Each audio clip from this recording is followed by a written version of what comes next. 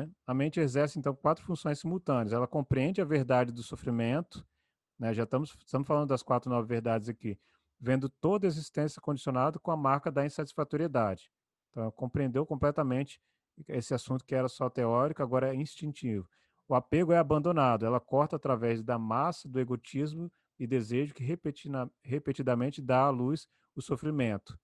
Então, você consegue abandonar o apego porque você percebeu que ele é o causador de todo esse sofrimento existencial causando insatisfatoriedade.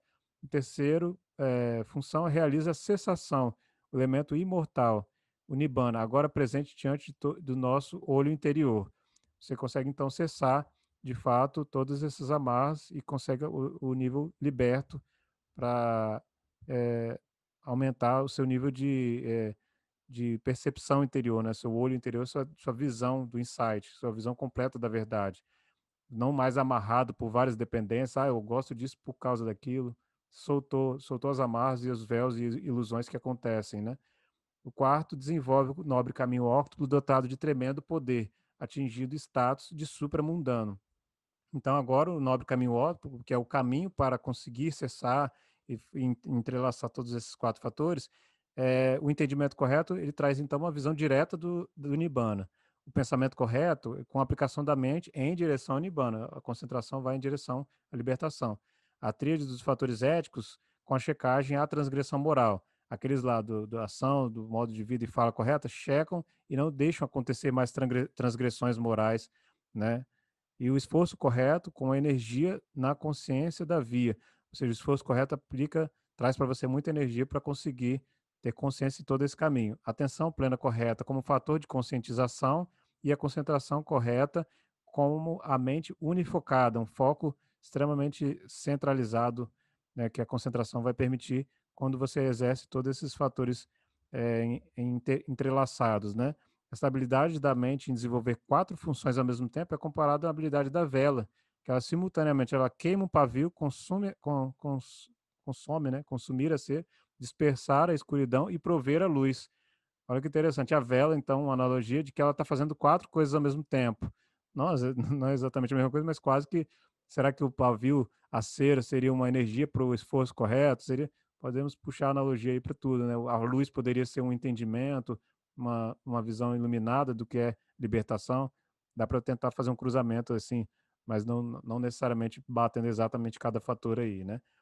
Em seu papel de atar ao ciclo do vir a ser, no caso, as impurezas são classificadas no grupo de 10 grilhões. Então, as impurezas, no caso, que acabam te atando, né, querendo ser alguma coisa, você acaba se resumindo a crença na personalidade, dúvida, apego a regras e rituais, desejo sensorial, aversão, desejo pela existência material sutil, desejo pela existência imaterial, presunção, inquietação e ignorância. Não detalhei nenhum agora, porque ele vai falar um pouquinho no próximo slide.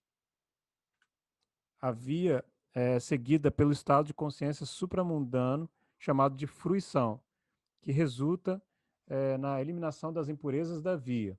Cada via é seguida por sua própria fruição, nos quais, por breves momentos, a mente desfruta de paz e bem-aventurança do Nibbana antes de cair novamente ao nível mundano de consciência. São lapsos em que você vai entrando no nível do Nibbana e ele vai detalhar aqui é, as fruições que são detalhadas como vai se, como você vai quase que começando a conectar, né, nesse nível de libertação. A primeira fruição, ele chama de entrar na correnteza. Ela elimina os 3 primeiros grilhões, os mais grosseiros do mundo, do grupo, de modo que jamais surgem novamente. Então, quem são os 3 primeiros grilhões, que eu falei dos 10 lá? É a crença na personalidade. Então, existe essa visão de um eu existente nos 5 agregados, é eliminada uma vez que se vê a natureza sem eu de todos os fenômenos. Então, a mais grosseira de todas é a crença de que você é uma personalidade, quando na verdade ela é, se você analisar ao mínimo dos detalhes, esses 5 fatores de apego que a gente falou lá atrás. E aí você elimina essa necessidade de eu. Depois você elimina a dúvida, eliminada porque se compreende a verdade proclamada de Buda, vendo por si mesmo, nunca mais pego pela incerteza. Destaque muito grande para vendo por si mesmo, né? Não só porque o outro disse que é assim, mas porque você mesmo conseguiu ver e não sendo mais pego pela incerteza de achar que isso pode ser o causador do seu sofrimento, já que é o propósito inicial de todo esse assunto aqui é o que causou lá no começo, o sofrimento primordial, a crise que todo mundo tem uma hora, que traz você procurar uma via espiritual, né? Aí depois você tem, então, o apego a regras e rituais, sendo removido ao saber que a libertação depende da prática do caminho óctuplo, não por moralismo ou por cerimônias. Então, no budismo, eles desativam muito do que é cerimonial, regras morais que não são exatamente as que conduzem ao caminho óctuplo, né? Então, desapega muito dessas regras e rituais para focar mais. E aí, quando você conseguiu entrar na correnteza, esses três fatores, então, são eliminados. O entrante na correnteza entrou na correnteza do Dhamma, o caminho de Buda, que levará à libertação final. Está destinado à libertação e não pode mais decair novamente nas formas de ignorância mundana. Possui ainda impurezas remanescentes em sua constituição mental, que pode acompanhá-lo pelo tempo de 7 vidas até a meta final. Obteve a realização essencial necessária para alcançar essa meta e não há nenhuma forma pela qual ela possa se desviar. No caso, ela é essa fruição, essa via, né? Então, o primeiro fator é quando a pessoa consegue entrar na correnteza do Dhamma, você acaba eliminando esses três, e não sei como que eles fizeram, se isso foi uma coisa prática experiencial, em que ele analisou que por mais 7 vidas você tem a meta final realizada nos próximos, passando pelas próximas fruições, né? Interessante essa citação de vidas aí que são necessárias quando você já entrou na correnteza do Dhamma. Será que a gente está entrando na correnteza do Dhamma? Será que a gente está, já que a gente está lendo sobre tudo isso, penetrando nessa tentativa de libertação, de anular esses três maiores fatores que causam mal aí, né, de uma forma grosseira dos grupos dos grilhões? Vamos cada um responder isso mentalmente depois. Segunda fruição, uma vez retornar, aplica mais energia para completar todo o caminho tão rapidamente quanto possível. Aquele já passou a segunda marcha, né? Não erradica totalmente nenhum dos grilhões, mas atenua as raízes da ganância, aversão e da ignorância. Já conseguiu diminuir as três raízes fundamentais que a gente viu lá no começo, que seria a ilusão, a ignorância, que sendo praticamente a mesma coisa, né? Retornará a este mundo no máximo mais uma vez antes de atingir a completa libertação. Então, é o grupo do que vão voltar mais uma vez ainda, tá? Perto de conseguir completar a libertação, e chama de segunda fruição, uma vez retornar. A próxima fruição. Terceira fruição é não retornar.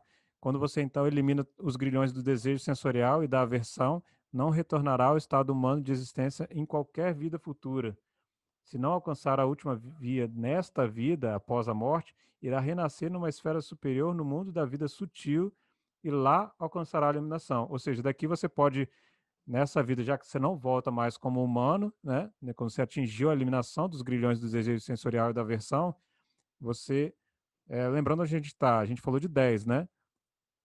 Ou seja, para atingir essa de não voltar mais no mundo humano, precisa completar as 5, né? As 3 primeiras na primeiro lá, que já entrou nesse desejo de resolver isso. Na segunda, você simplesmente não resolve esses dois ainda, mas enfatiza muito a força para dissolver as raízes insalubres.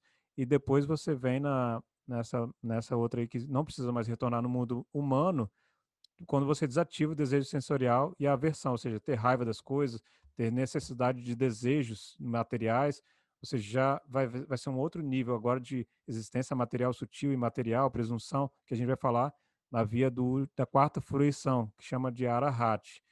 Ela elimina então os demais 5 grilhões, né, numa tacada só, essa fruição que vai tirar, e o que a gente considera esses 5, vou detalhar um pouco agora. O desejo pela existência material sutil, que é o desejo de renascimento nos planos celestiais, o mundo de Brahma, tornado acessível pelos 4 janas.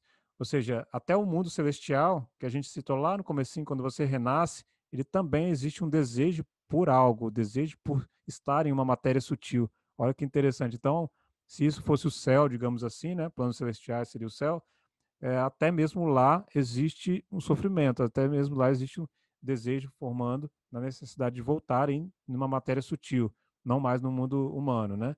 Mas aí quando você elimina até esse estágio, você consegue partir para total libertação do Nibbana, né? Desejo pela existência imaterial, ou seja, até o nível imaterial, traz um desejo intrínseco, desejo pelo renascimento nos planos imateriais, tornado acessível pelas 4 realizações imateriais. Talvez um pouco do que Cassiano comentou de que até mesmo o não eu existe um resquício, né? Então aqui talvez entre um pouco em concordância com esses pontos.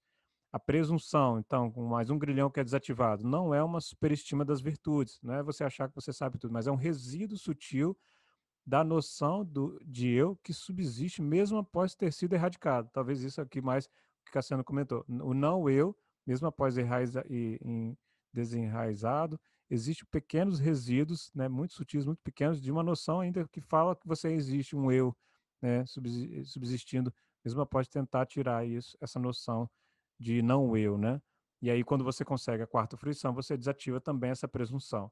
Desativa também a inquietude, que é uma sutil excitação que persiste em qualquer mente ainda não plenamente desperta. Então, você acaba ficando inquieto, atingir um pouquinho mais de caminho 1, caminho 2, fruição 3, existe uma inquietude, uma excitação. Nossa, eu consegui atingir, consegui. Se eu conseguir, eu acho que traz essa excitação de uma necessidade de você se sentir mais assim, satisfeito, né? E aqui no quarto nível, na quarta fruição, até isso é eliminado, né? A ignorância, então, é obscuridade cognitiva fundamental que impede o entendimento completo das quatro nove verdades.